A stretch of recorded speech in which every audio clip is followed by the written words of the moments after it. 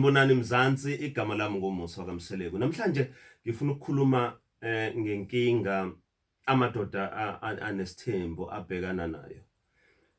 Angiqale ngokubonga omamkhulu ngithi you guys, you are strong, you are phenomenal, you are doing such a great job. Uku-understand vision yamadoda afuna ukwakha imizi. Akuyona into elula, must say, akulula ukuthi all of a sudden indoda yakhe ikutshela ukuthi seyifuna ukuthatha omunye umfazi, seyifuna ukwandisa umuzi and so on, because sometimes you are not so sure whether it's genuine or ayikho genuine, ngoba some people by influenced by certain things and then by end up sebethi no sengifuna ukuganwa why and so on and so on, and amanye amadoda they become very abusive kule process yokuthi afuna ukuthatha abafazi.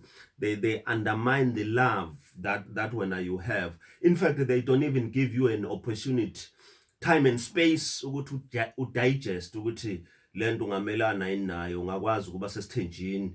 You know, when you try and engage them ukuthi what are your genuine reasons, yini ufuna ukuba nesithembu, abanye they fail to give you the actual reasons. Uthola ukuthi bagatshe uthando nje, other than that ayikho vela sikho isizathu esibambekayo sokuthi bangaze bathatha isithembu. But guess what, let me tell you something, you guys, I'm taking my hat off for you, ngoba into eniyenzayo is out of this world, and yenza ngibone ukuthi ngaphandle kwenu vele bengeke si-achieve le vision. But yazi namhlanje it's not about you, it's about omamncane.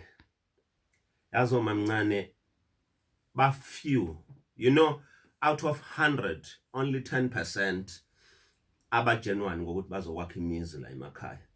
Yazi omamncane the minute bezwa kuthiwa indoda inonkosikazi bavele nje bashisa umbango. Wena ukazi mamkhulu, awukwazi nokuthi indoda yakhe inentombi noma kunomuntu efuna ukumthatha, already lo muntu ongaphandle usesifake egiyeni lokuthi ngifuna ukuzolwa, ngifuna ukuzoshisa umbango, ngifuna ukuzowudla umuzi, ngifuna kubonakala mase kufike mina kuzoshintsha izinto, as if she's better ngalendlela yokuthi in fact we are not in the competition of wives here. You know, uthatha unkosikazi azimele njengoba uyena, uthatha omunye azimele njengoba oyena. You're not about trying some competition where there is no reward or no award. You know, it's not about that. But guess what, let me tell you something. Esaselena usezitshelile nje ukuthi ufika ufuna ukuthi makufika yena khale sakhe isicathulo. Yazi umbona ngani ngokwenza njalo? Umbona ngokuthi once indoda yamthatha yamfaka ngaphakathi athi kuzojika izinto ngoba sekukhonana. Umbona ngokuthi once kwaba nama issues neinkinga which compels everyone ukuthi angene engage, abone ukuthi umuzi ufanele wenziwe kanjani. Umuzi wesethi no akuyona into awungitshele yona lo. Mina ngingaphuma noma nini. And lokho kusho kanjalo ukuthi ngaphuma noma nini kuyakhombisa ukuthi usezizwe namandla, usezizwa usomaqhuzu, usezibone seyinto enkulu ngaphezulu kwawo wonke umuntu. In fact, fanele simbona kanjalo umamncane ongazili ukuzogana, ngoba when there are problems umamkhulu akwazi ukuthi awa address awalungisa amelane nawo. Fuze nomamncane ngabe uthi yazi baba uqinisile, you are quite right, le issue le isidinga sonke le ekhaya. But umuzwa yena esethi no mina kuyona into engayizelela, ngamane ngihambe, ngamane ngishiya umuzi. Umamkhulu ebengawushiyanga umuzi ehlele ubambile. In fact kungathi labo mamncane basuke benama spare wheels, banamanye amadoda. Akekho umuntu ongenza kanje, avela kutshele for a second uthi uyahamba, and guess what, bayithatha abanye indoda bahambe nayo, bayohlala eGoli, bayohlala eThekwini, bayohlala eCape Town. Mhla indoda yagula ila irealize khona ukuthi ayingenamfazi kulo mamncane, because uyamdampa athi hey ngeke mina nginesane nawe, unomfazi wakho le emakhaya, go back uye kuyena. Yila ubona khona ukuthi wawungaganiwe. Awuboni only lapho, mhla waphelelo umsebenzi, she's the first person lo mamncane who will leave you, whereas umamkhulu okade ungayidli nayo imali will never forsake you. Uzohlala kuhlalele anginese. So there are few, and when there are family issues afuna ukulungiswa collectively as umndeni, be kuneyinkinga ikufanele zi-address, umamncane ngeke uzumuza, uzothi angingeni lapho, mina nawe ngizimele. So ama issues akhe ahlale mina nawe ngizimele. They are not about family. Abanye they are here because they were attracted by certain things. Ubezwa noma bekhuluma baqale baphusha iagenda yezinto ezimaterial ukuthi mina ngifuna ukuthi uyabona ukuthi abahleli ngoba behlalela uthando. In fact yazi mina mangicabanga ngeze ngibabona ukuthi uyazi njengoba bekushisa abantu bakini manje yazi baxabanisa nabazali bakho uma nabazali but no ngeke ngiyibekezelele lento baxabanise nosisi bakho baxabanise nobhuti bakho baxabanise nawo wonke umuntu wakwabasempilweni yakho bafuna ukueliminate from everyone khona usale wedwa ube yinhlwa mase uyinhlwa ungasenabani ungasenamumvu ungasenaphambili then they will dump you, they will leave you. They will leave you to an extent that you will suffer. You will die alone. In fact, mangabezwile unkosikazi wakho ukuthi hey lo mdala you are suffering somewhere. Yena nezingane zakhe lezi wena okade uyilahlile. They will run and go and look for you. And then they will take care of you.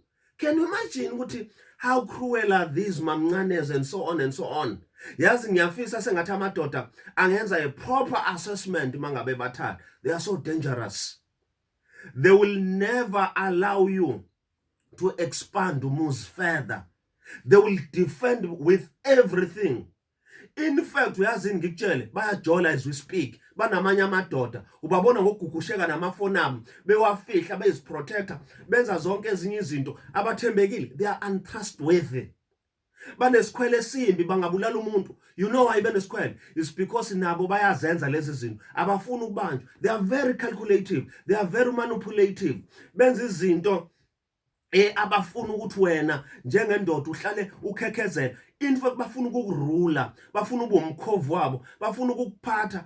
They want to subject you einyaweni zabo uhlala ubakhothamele basho into eyodwa so that you can jump. Basho izinto ezikwenza ufeel ukuthi you are less than being a man. Awuyilutho ngaphandle kwabo. They want to make you ufeel ukuthi yes. Ubabona ngalezo zinto izenzo zabo abathembekile. They want the report ukuthi bayapi bahambe indlela bengakutshelanga. Uma ubabuza bathi nawe ngikubuza. Uma uthi ufuna ifoni yabo uthi ubheka ukuthi khonani bathi nama ngiyithathe yakhe ifoni. You know why? They are protecting their dirty secret. They are so dangerous. In fact mongawudlanga upoison usaphila uyothengelwa inkabi ngelilanga. So madoda nina enifuna ukuthatha amakhosikazi, please sebenzisana nomamdala bani-assessele ukuthi labantu enibathanda nibathathayo they are genuine, they are true to the cause yokuthi bazowakha leyo mizi. Otherwise ngiyanitshela you will die young. Nizowudla upoison, nizobulawa, you will be robbed your things eniyisebenzele kanzima. Bazolwa. In fact banama spare wheels yabo lamandla obenza babaqhoshe kanjena. In fact bahamba nezinyanga banisebenzisela imithi, basebenzisa nemithi banigxishe so that uma beqhamuka nitatazele nishawa uvalo nibone nje ukuthi hey mangahlukana nalo. Can you imagine wawunamandla ukutshela umamkhulu ukuthi ufuna ukugana usuyahluleka ukutshela yena namhlanje ukuthi ufuna ukugana noma ngabe usafuna ukuqhubeka nomuzi. You know why? It's because ukusebenze engakangeni la ulale phansi wagebesa ikhanda wacabanga ukuthi wena yes uye lo kanti no isigebe. She will never support your vision in anything that will make you prosper. Uzolwa nayo. In fact she will never want you to achieve more, because once you achieve more she will be threatened ukuthi uzomshiya uthola abanye abantu. So ngithi man, be careful about labo mamncane, otherwise sizoba right uma ngabe siyazi story sethu.